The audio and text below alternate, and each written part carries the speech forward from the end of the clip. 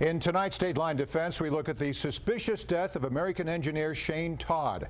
In June, Singapore police discovered Todd's body in his Singapore apartment.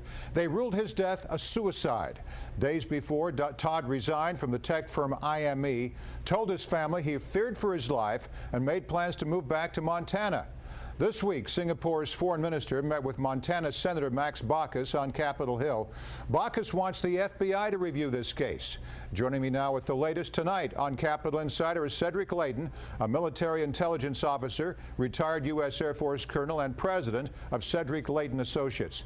Cedric, tell us more about this unusual case. Yes, Morris. Well, Shane Todd was an engineer that, as you said, worked for IME, which was a Singapore research firm. And IME had a connection with the Chinese firm Huawei, which is a firm that specializes in communications equipment, routers. It's kind of the Cisco of China, with a few extra twists of cellular service and things like that added to it. Oh yeah, we've had Huawei on the show before. Yes, that's right. That's right. And in this particular case, Shane Todd was this engineer who was looking at various things that were dealing with a technology known as gallium nitride. Gallium nitride is a type of silicon, similar to silicon conductor, that can be used like other semiconductors for transmitting information. And Shane Todd was involved in the research and with this very new technology, and he was very concerned that his efforts were going to be used by IME's partner, which was Huawei.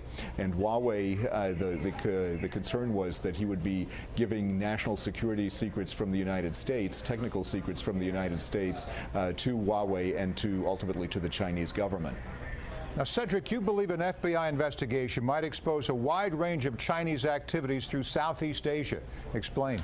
Well, in Southeast Asia, there's a huge Chinese diaspora, a huge ethnic Chinese population throughout that area.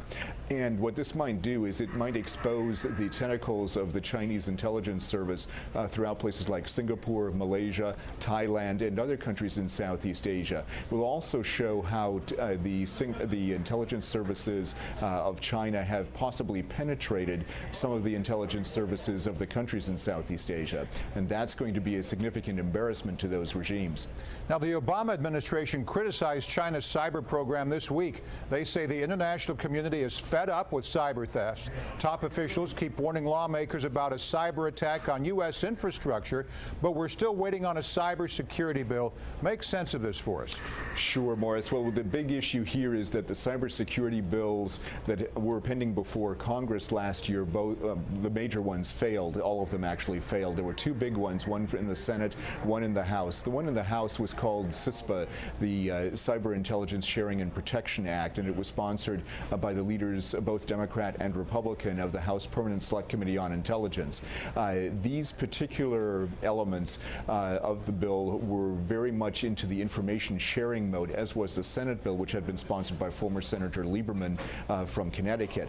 In these particular cases, what you're looking at is a failure to agree between those that want to secure the internet and our critical infrastructure, as well as a situation where the ACLU and the U.S. Chamber of Commerce are disagreeing with major provisions of not only the information sharing provisions of these bills, but also with the whole idea that we need internet security of a pervasive nature in our country. Unfortunately, the positions of the U.S. Chamber of Commerce held a lot of sway over these cybersecurity legislative efforts, and right now there are several measures that are pending again before Congress. One of them is a revised version of CISPA, and that is coming up for some committee discussion here in the next few weeks. And in fact, the Senate has already discussed some of these issues just last week. And so there are a lot of efforts ongoing. There's the executive order from the president, and there's so many different aspects to this, but the bottom line is that the Obama administration is trying to use not only its executive powers, but also its legislative powers through a congressional legislation to secure the what's known as the critical infrastructure of the country, and that's what we're working with right now. So the prospects for these bills are mixed at best, but I think with not only the situation with the Chinese hacking hacking being exposed in some areas, as well as some of the hacks attributed against the First Lady and also against Governor Romney and other people. There are going to be a lot of different efforts that may change the dynamic of the cybersecurity legislative question in this country. That's right. Once they hack into some lawmakers' accounts and get their credit bureau information, then there'll be a change of tune on Capitol Hill. You know, forget Paris Hilton and the Kardashians, go for some of the congressmen. Then we'll see some legislation. That's right. Then it gets personal, doesn't it? Let's move on. A string of explosions in Baghdad today. Militants believed to be the Iraqi arm of al-Qaeda raided the Justice Ministry, killed dozens of people, injured nearly 70 others. Next week marks the 10th anniversary of the American-led invasion of Iraq. Violence peaked in 2007. Cedric, is it peaking again?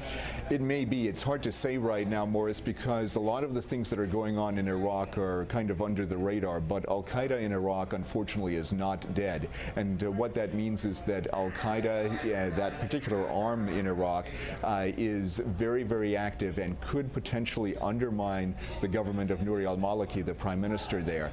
If that happens, there will be a significant blow to the U.S. It will be a significant blow to stability in that part of the Middle East, and that is dangerous because we would lose a counterweight to the Iranian situation and also any leverage that we have over the Syrian situation.